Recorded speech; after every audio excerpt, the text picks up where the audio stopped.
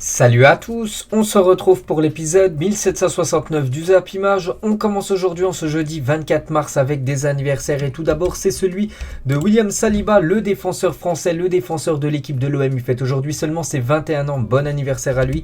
Il y a aussi Aliou Cissé, le sélectionneur sénégalais qui a remporté il y a quelques semaines la Coupe d'Afrique des Nations. Il fête aujourd'hui ses 46 ans, bon anniversaire à lui. Ramirez, ancien joueur brésilien ou même ancien joueur de l'équipe de Chelsea, 35 ans pour lui. Aujourd'hui Christophe Dugarry, ancien joueur de l'équipe de France, il fête aujourd'hui ses 50 ans. Une petite anecdote sur Christophe Dugarry. Donc il a dit à 18 ans, je pense que Zidane et moi avions des ressemblances techniques au niveau du potentiel et du talent, je te le promets, sans faire le faux modeste, sauf que lui a bossé et moi non. Donc en gros, à l'époque, il disait qu'à ses 18 ans, il avait le même niveau que Zizou. Bon, après, ils n'ont pas fait la même carrière, bien sûr, hein. Ces deux joueurs français. Et aujourd'hui, les gars, donc il y a 6 ans, jour pour jour, Johan Cruyff nous quittait, cette légende néerlandaise. Ce joueur qui a remporté quand même 3 fois le Ballon d'Or, ancien joueur du Barça, il a même joué aussi dans des autres clubs européens. Donc voilà, il y a déjà 6 ans, jour pour jour, hein, nous quittait la légende Johan Cruyff.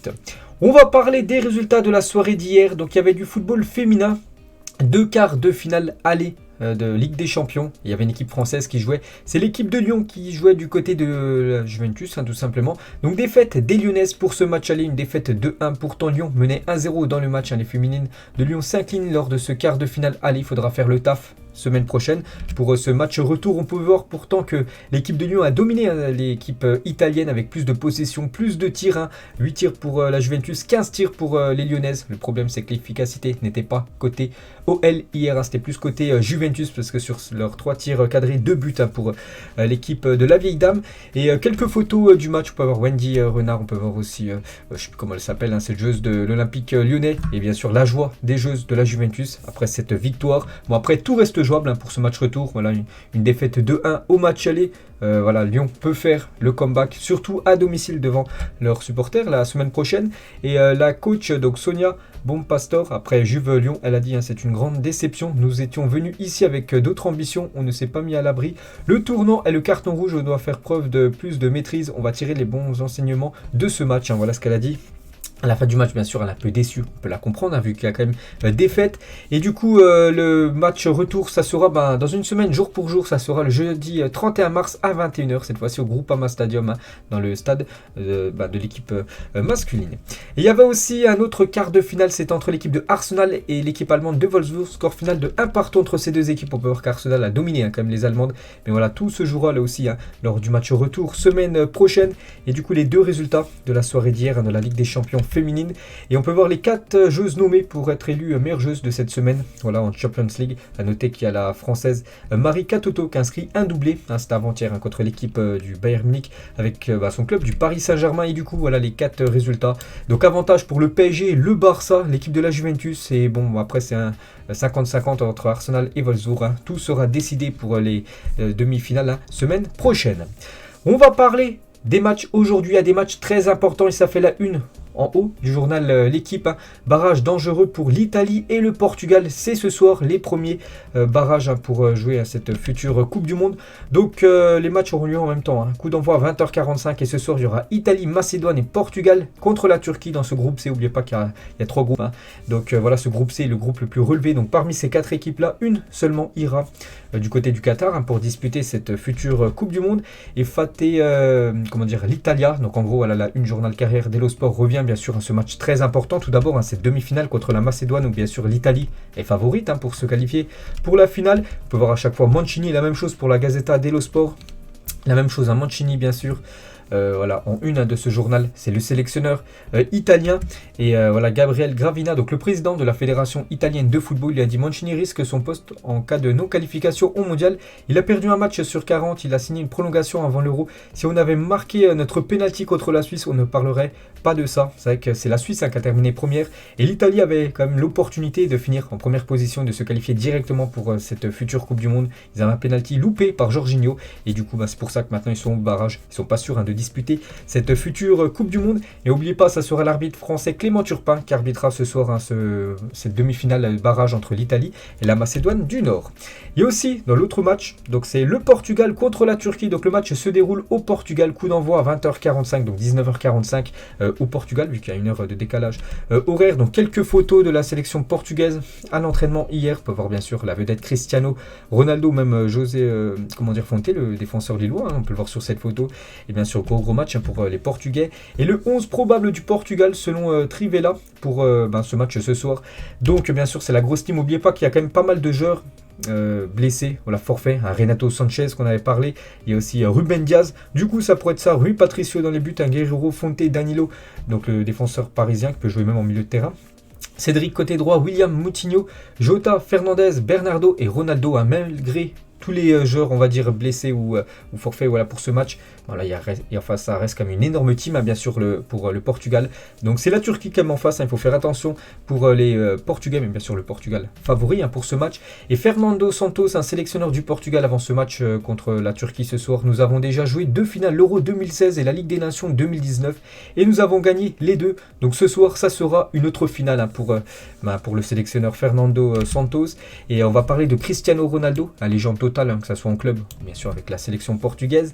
Donc Ronaldo, la course au record, donc en sélection, donc 115 buts, bien sûr c'est un record. Donc actuellement il a 184 sélections avec le Portugal. Donc le record à battre, un mondial, c'est 195 sélections. Donc voilà un record que peut aller chercher CR7 et 4 phases finales de mondial pour Ronaldo. Et le record à battre, c'est 5 phase finale. Donc voilà les gars, les records que peut battre hein, bien sûr Cristiano Ronaldo dans les prochains mois.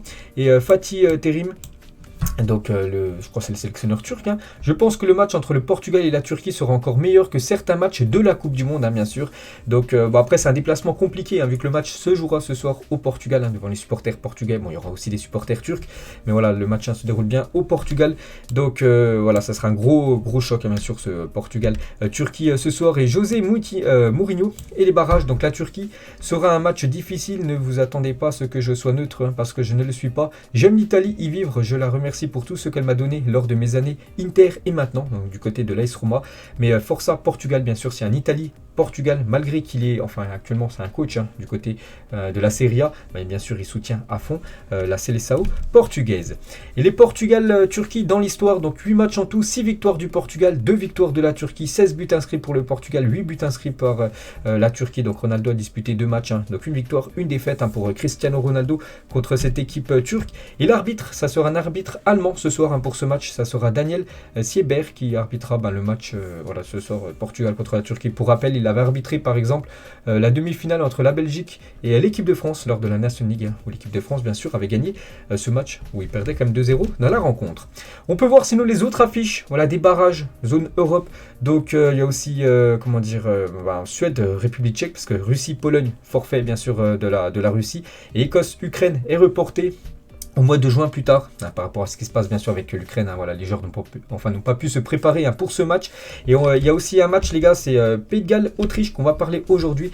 Et on peut voir que Gareth Bale hein, fait quasiment les unes de tous les journaux, on va dire gallois aujourd'hui, vu que c'est un gros match, hein, c'est un match pour se qualifier hein, pour la future Coupe du Monde. Il a dit je vais bien, je m'entraîne depuis 2 mois et demi, j'ai joué quelques minutes, par rapport bien sûr du côté du RAL, il y a peut-être 3 semaines environ, mais je suis très en forme, hein. N'oubliez pas que contre le Barça, là il y a quelques jours, le Classico, il a dit qu'il avait un problème de dos, puis voilà, il dit qu'en gros tout va bien actuellement, hein. Là il est en grande forme bien sûr hein, pour jouer ce match ce soir décisif hein, contre l'Autriche. Et David Alaba, voilà, contre Gareth Bale, 2 joueurs du Real Madrid. Hein. Je m'entends bien avec Gareth Bale et nous avons beaucoup parlé du match ces dernières semaines. Nous connaissons très bien ses qualités.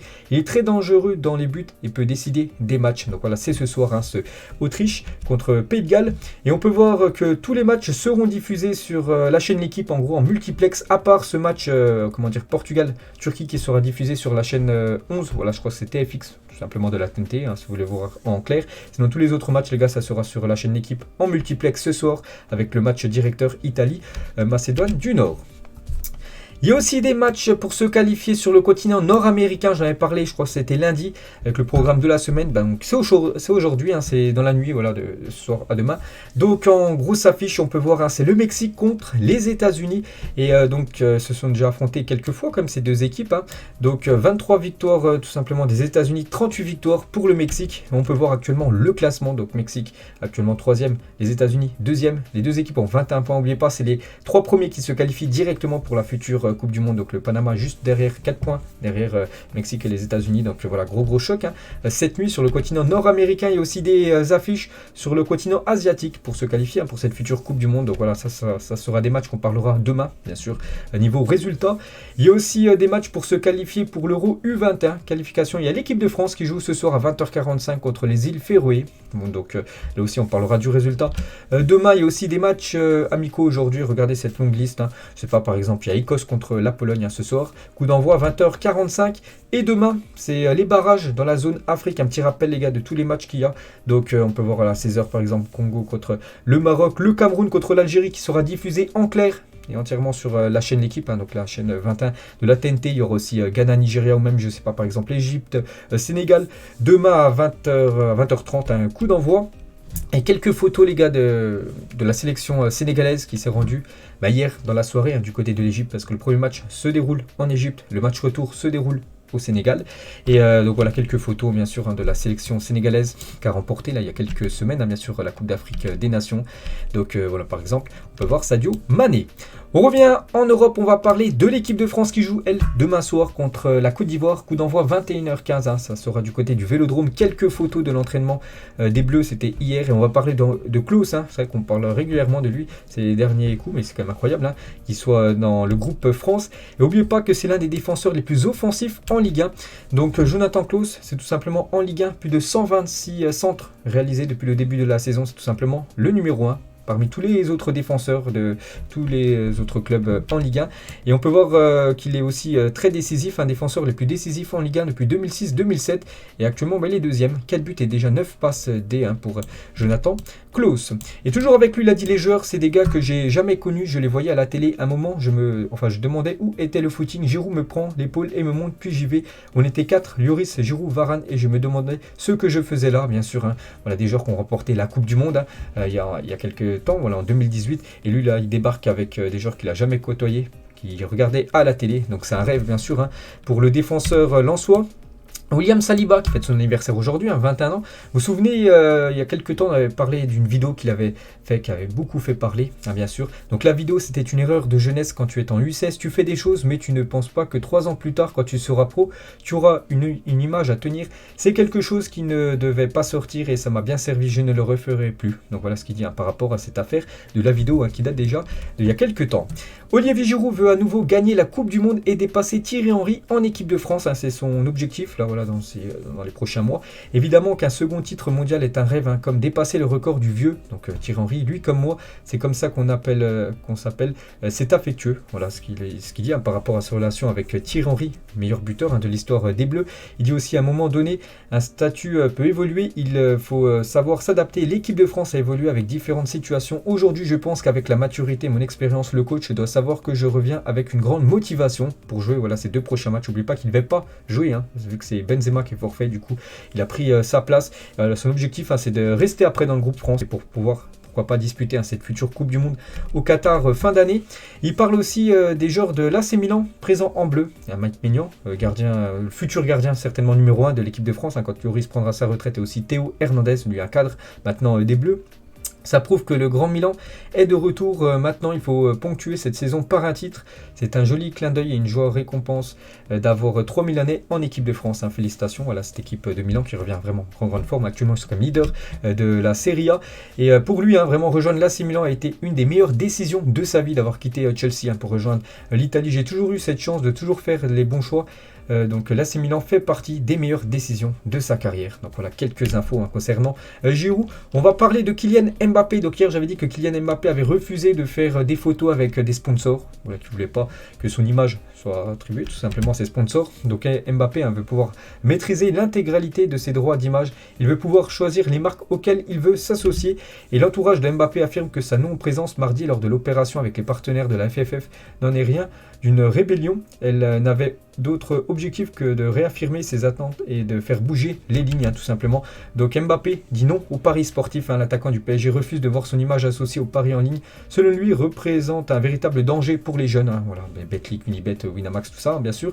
Et il va en de même aussi pour la malbouffe, donc KFC, Coca. Donc c'est pour ça qu'il a refusé de faire des photos avec ces sponsors-là, Kylian Mbappé, lors de la séance photo avant-hier. Et depuis son arrivée en bleu, Mbappé reverse toutes ses primes de droit à l'image à des associations caritatives. Vraiment très beau geste de la part de Kylian. Et Noël Le Graët, le président de la Fédération française de football, il conseille à Kylian Mbappé de rester en France, du côté de Paris. J'ai envie que Kylian reste à Paris. Pour le foot français, c'est mieux d'avoir l'un des meilleurs joueurs du monde. Si ce n'est le meilleur dans son championnat, il a plus de chances d'être ballon d'or avec le PSG qu'en partant, par exemple du côté du Real Madrid. Donc voilà ce que dit Noël Le Graët par rapport à la situation de Kylian. Et Paul Pogba sur Mbappé, en connaissant son caractère, la personne qu'il est, je ne suis pas étonné de ce que je vois. Il continue à montrer qu'il n'a pas fini d'étonner tout le monde, bien sûr. On sait que c'est un crack du football Mbappé. On espère tous qu'il remportera au moins dans sa carrière un ballon d'or serait, je pense, mérité. Enfin, plus tard, je pense qu'il y a vraiment de grandes chances qu'il remporte ce gros trophée. Et on peut voir ce trio qu'on verra pas lors des 2 prochains matchs, vu que Benzema est forfait. Donc Griezmann, Mbappé pourront certainement jouer ensemble demain soir. Mais Benzema, les gars, ne sera pas là. Et quelques infos concernant Benzema, vous rentrez, vous ne ressortirez pas. Donc il a mis ça hier, par exemple, le 23 mars, hier, sur son compte Twitter. Voilà, la dernière photo qu'a mis Karim Benzema. Et Benzema, toujours du côté de Madrid, vu qu'il n'est pas avec le groupe France, vu qu'il est blessé, donc s'entraîne du côté des installations de Madrid pendant sa journée de repos. Donc voilà, toujours à l'entraînement Karim Benzema, donc c'était le seul, donc ça date d'hier ça, il était le seul à l'entraînement. Voilà, donc Karim Benzema, bien sûr, pour revenir en forme. On peut voir là qu'il fait des méthodes un petit peu pour revenir un peu plus rapidement. Voilà, de la récupération. Et c'est une très bonne nouvelle pour le Real Madrid et même pour l'équipe de France, pour le futur, parce que Benzema donc, affirme qu'il sera disponible contre le Celta Vigo, donc le prochain match de championnat, donc le week-end prochain, pas celui-là. Et Chelsea après la trêve internationale. Donc voilà, lui qui avait loupé le Classico. On a pu voir là que le Real Madrid, quand Benzema n'est pas là, le Real Madrid ne joue pas pareil, sacré claque prise. Donc il sera bien de retour contre le Celta Vigo. Donc voilà, mais c'est même lui qui a confirmé qu'il sera présent contre le Celta. Donc il est arrivé au centre d'entraînement du côté de Madrid. Quelqu'un lui a dit comment tu vas. Donc il a descendu sa fenêtre, il a mis le pouce levé, il a dit oui je vais bien, enfin je vais mieux bien sûr. Plus les jours passent et il sera prêt bien sûr pour les 2 prochains matchs du Real. C'est surtout ce match très important contre l'équipe de Chelsea. Et toujours avec Karim Benzema, donc il est millionnaire, multimillionnaire, et il adore les voitures. Il a vraiment un garage un peu à la GTA, vraiment avec des voitures de ouf. Et Benzema aime les belles voitures et ça se voit, donc n'oubliez pas qu'il sera il y aura un reportage sur Turbo M6, voilà, ça sera dimanche matin les gars, et il va présenter toutes ces voitures. Une petite info concernant Benzema. Et on va parler d'un autre Français qui évolue du côté du Real Madrid, c'est Ferland Mendy, est conscient qu'il sera disponible pour affronter Chelsea, mais il veut revenir le plus rapidement possible et fait tout pour pouvoir être à 100% pour le match contre le Celta Vigo, donc prévu semaine prochaine. Il travaille sans relâche à Valdebebas, même pendant les jours de repos, donc voilà, lui aussi avait été forfait lors du match contre le Classico, contre le Barça. Il avait aussi beaucoup manqué lui aussi pour être de retour dans quelques jours côté Real Madrid. Et il y a quasiment 8 ans jour pour jour, donc le jour pour jour c'est exactement hier, donc il y avait ce Classico entre le Real Madrid et l'équipe du Barça. Le Barça s'est imposé dans cette rencontre, on peut voir le résultat à la fin. Donc tout d'abord c'était Iniesta qui ouvrait le score du côté du Bernabeu, 1-0 pour le Barça à la 7e. Ensuite Benzema égalise à la 20e minute de jeu. Benzema de nouveau buteur, doublé pour l'attaquant Karim Benzema à la 24e, donc 2-1 pour le Real. Ensuite 2-2, Léo Messi égalise à la 42e juste avant la mi-temps. 55e, c'est Cristiano Ronaldo qui marque pour le Real Madrid. Du coup le Real Madrid reprend l'avantage 3-2 pour les Madrilènes. 63e, peut-être le tournant du match, Sergio Ramos, on le connaît tous. Donc carton rouge pour SR4. Donc voilà, le Real Madrid devait jouer quasiment plus d'une demi-heure avec un joueur en moins. Donc il menait toujours. Et du coup, 3-3, vu que Léo Messi égalise. On peut voir 2 minutes après, le carton rouge de Sergio Ramos, donc à la 65e. Et Léo Messi, à la 84e, inscrit un triplé. Et du coup, le Barça s'impose dans ce Classico totalement fou. Une victoire 4-3 du côté du Bernabeu. C'était il y a quasiment 8 ans, jour pour jour. Donc voilà, c'est le match complètement fou. Et toujours avec Léo Messi, donc actuellement il est en Argentine pour jouer les 2 prochains matchs de cette équipe argentine tout simplement. Donc il a retrouvé l'ancien Blaugrana, donc Mascherano, ancien coéquipier de Messi du côté du FC Barcelone. Et nouvelle coupe de cheveux les gars pour Léo Messi, donc là il l'avait toujours pas encore, donc il l'a fait voilà après son entraînement. Donc voilà la dernière photo de Léo Messi à l'entraînement, nouvelle coupe de cheveux pour la star argentine. Et Daniel Vest sur Léo Messi, pour moi il ne prend pas de plaisir. Léo rend ce jeu spécial et il le fait quand il se sent bien, quand c'est le cas, les autres en profitent aussi. Selon moi, il est déboussolé là-bas, en parlant de Paris, tout simplement. Que voilà, il n'arrive pas trop du côté de Paris, il est déboussolé du côté de cette équipe parisienne, d'après Dani Alves. Et pour Jérôme Roten, Léo Messi doit quitter le Paris Saint-Germain. Donc Roten hier sur RMC, il a dit: l'histoire d'amour ne s'est jamais faite avec le PSG. Pour le bien de tout le monde, il faudrait que ça s'arrête en juin. Donc voilà ce que dit Roten. Donc Messi, en gros, il conseille à Messi de quitter cette équipe du PSG dès le prochain mercato. N'oubliez pas que Messi est sous contrat avec Paris jusqu'en 2023. On revient 4 ans jour pour jour en arrière. Zlatan signé en MLS. On n'oublie pas ce but de fou digne de Zlatan, quoi. Donc c'était son premier match. Il avait inscrit déjà un but complètement fou, Zlatan Ibrahimovic. On va parler d'une bonne nouvelle concernant le FC Barcelone. Ansu Fati devrait faire son retour sur les terrains dans 3 semaines. Il devrait obtenir le feu vert médical le 9 avril prochain et jouer quelques minutes face à Levante, le prochain match de... ce sera un match de championnat pour cette équipe Blaugrana. Donc voilà, Ansu Fati qui vit actuellement vraiment une saison très compliqué avec toutes les blessures, il devrait faire son retour, là c'est imminent, donc bonne nouvelle pour les Blaugrana. Et on va parler d'Aubameyang, nouveau joueur du FC Barcelone qui fait les beaux jours maintenant en Espagne. On peut voir qu'il a vraiment réduit son salaire pour rejoindre cette équipe espagnole en passant d'Arsenal au FC Barcelone. Aubameyang a accepté une baisse considérable de salaire. Il touchait avant 1,3 million d'euros par mois. Du côté de l'Angleterre, il touche désormais 380 000 euros, donc quasiment 1 million d'euros en moins par mois en salaire pour Aubameyang. Bon, 380 000 euros, ça reste quand même énorme, mais on peut voir vraiment qu'il a divisé quasiment son salaire par 3. Son salaire augmentera néanmoins ensuite en fonction de la reprise économique du club. Donc une petite info concernant Aubame.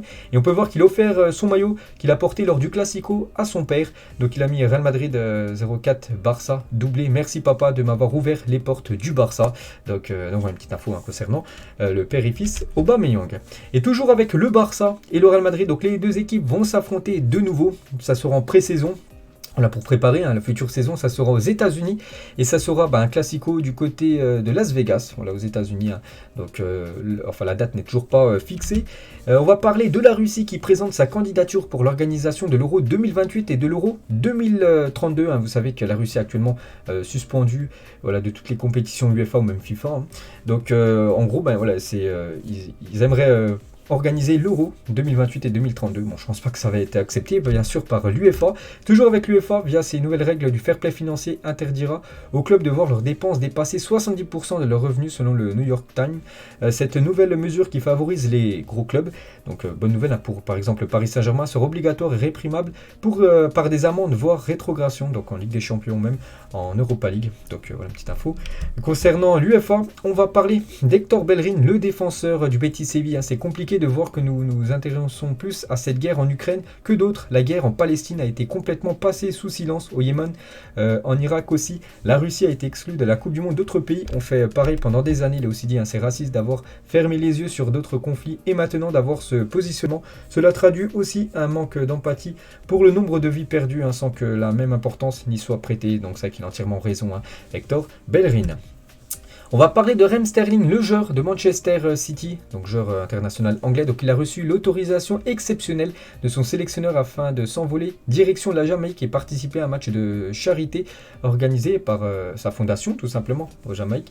Donc le prince William ainsi que le Jamaïcain Leon Bailey ont également pris part à la rencontre.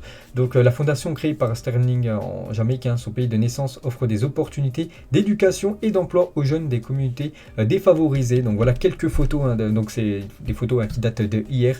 Donc voilà quelques photos, par exemple par Sterling. On peut voir aussi Leon Bailey, un joueur professionnel aussi.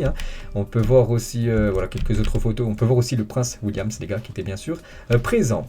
Des nouvelles du défenseur marseillais Leonardo Balerdi s'est fait opérer de l'épaule. En Italie, il sera indisponible 4 mois, ce qui veut dire tout simplement fin de saison pour le défenseur argentin de l'équipe de Marseille. La saison du défenseur argentin est donc terminée. Bon rétablissement à lui, il sera de retour saison prochaine. Lui aussi les gars, grosse blessure, c'est Thompson. Donc un joueur de Everton a été victime d'une rupture du ligament croisé du genou. C'est malheureusement une fin de saison également pour lui.